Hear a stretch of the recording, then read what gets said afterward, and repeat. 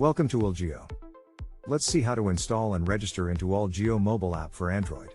First, go to Google Play Store and search for allGeo. Click on Install button to download and install the allGeo mobile app. Once the app is installed, click on Open and launch the allGeo app.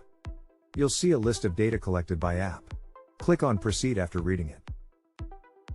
Please allow the necessary access to allGeo app for location tracking. In the location permission settings, please change it to allow all the time. Once done, go back to allGeo app and register to start using it. Let's see how to register into allGeo mobile app using phone number. Click on phone number/device ID.